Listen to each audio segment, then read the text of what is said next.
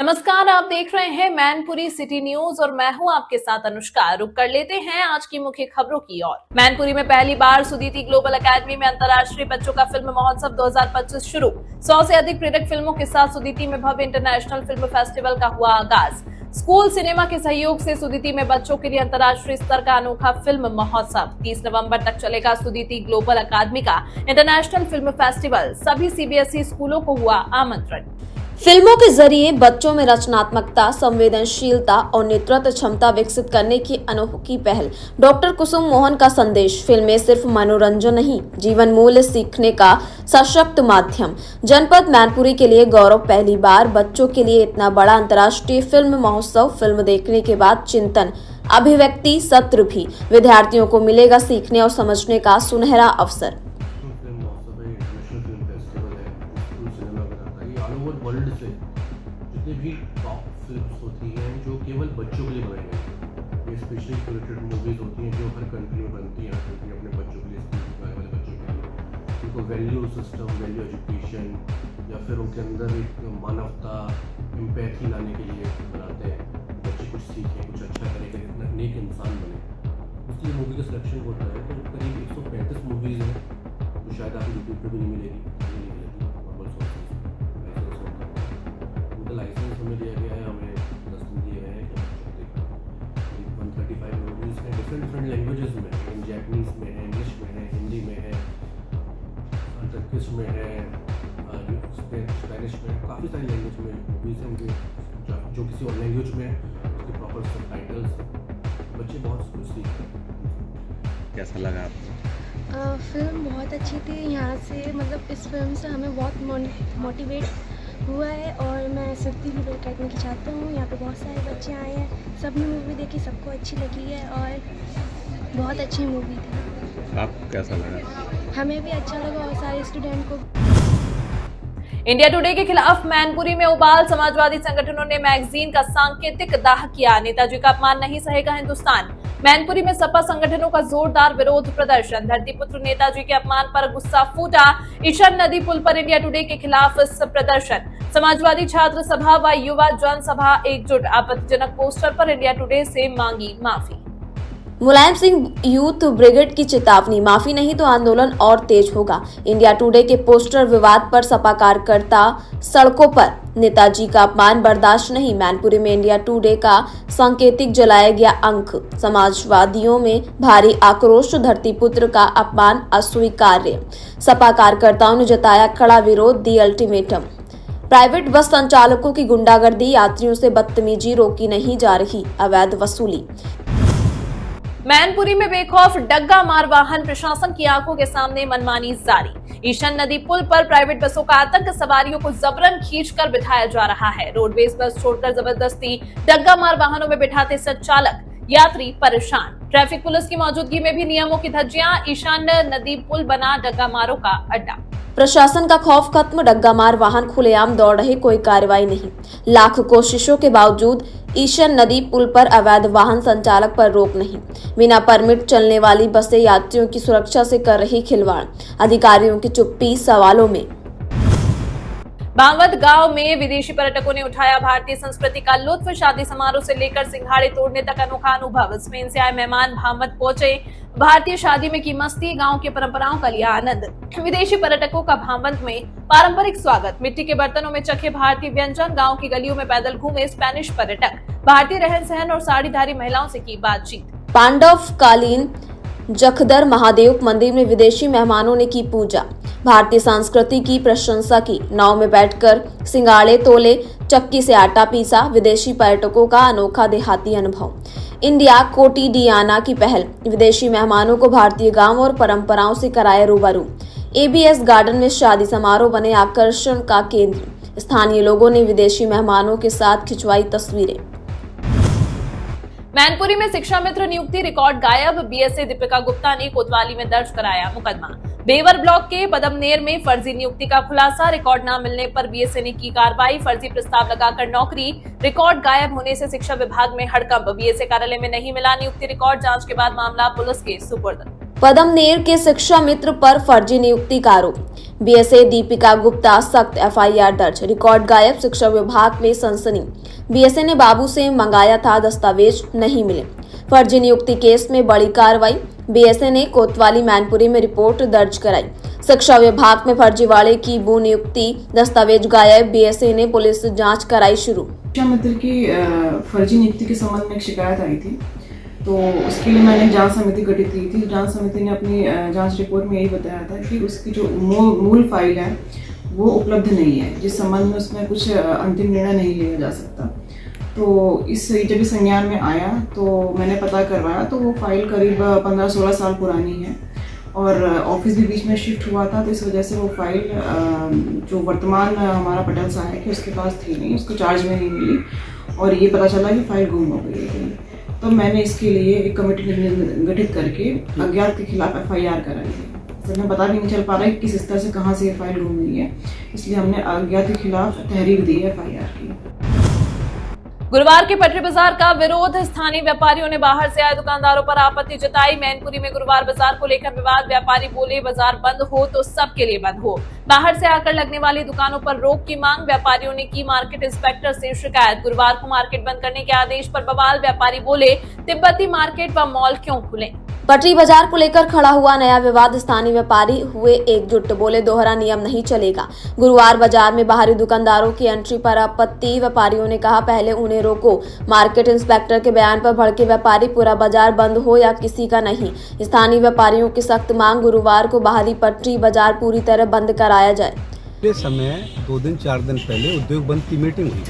उस उद्योग बंद की मीटिंग में एप्लीकेशन ये दी थी, जो पटरी बाजार लगता है, जो बाहर के लोग आकर लगाते हैं, उनको माता शीतला माता मंदिर पे स्थान दिया है। वो न देके वो बाजार को बंद करा रही है, बताया गया है।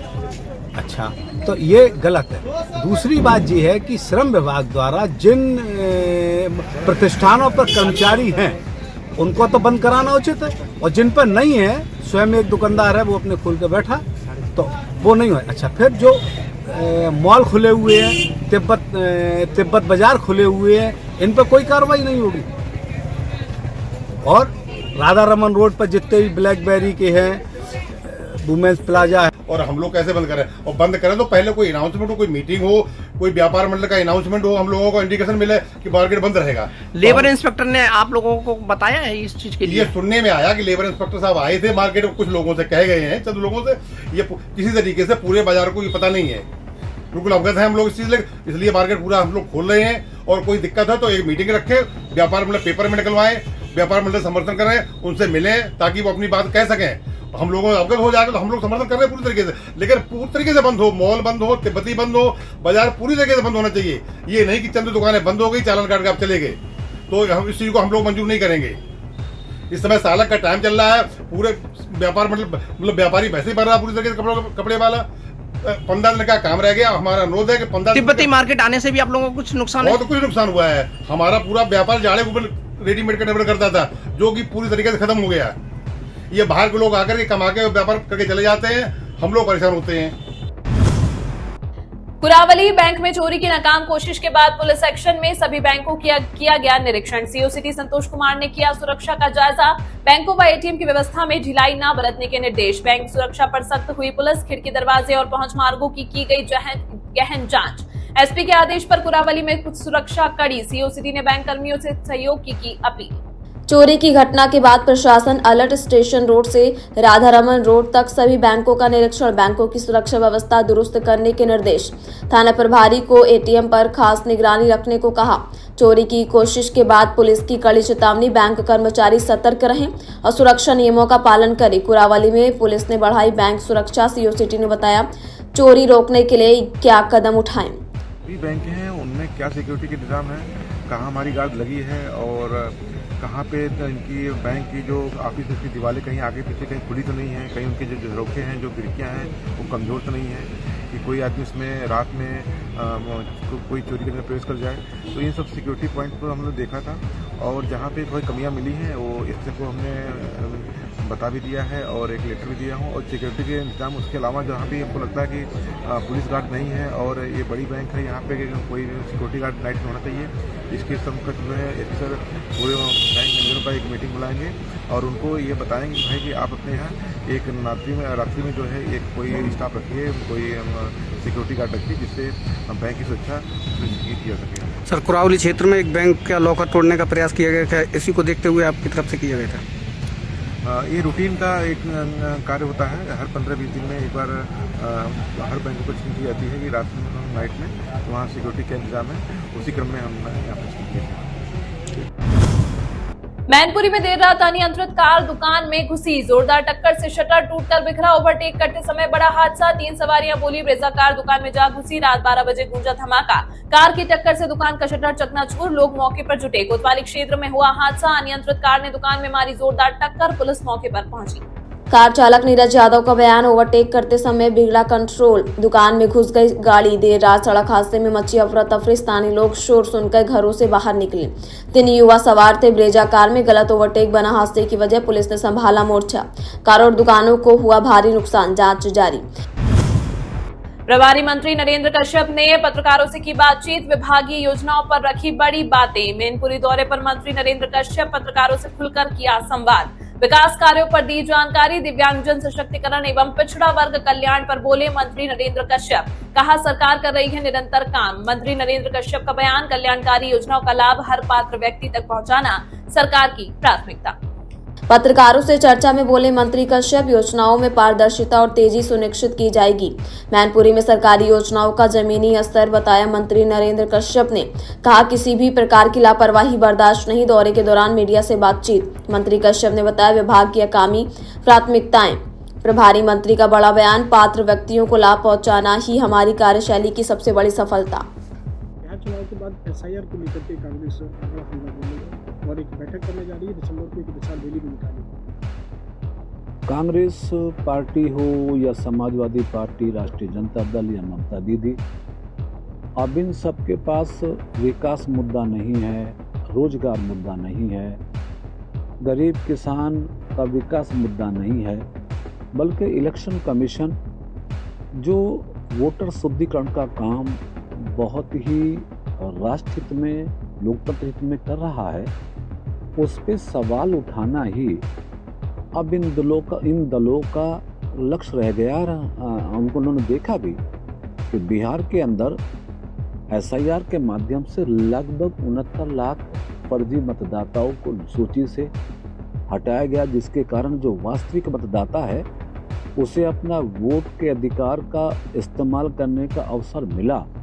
और हमारे लिए खुशी की बात है कि बिहार में फिर से एनडीए को प्रचंड बहुमत के साथ सरकार में आने का अवसर बिहार की सामान्य जनता ने दिया। कल शपथ ग्रहण समारोह भी संपन्न होगा।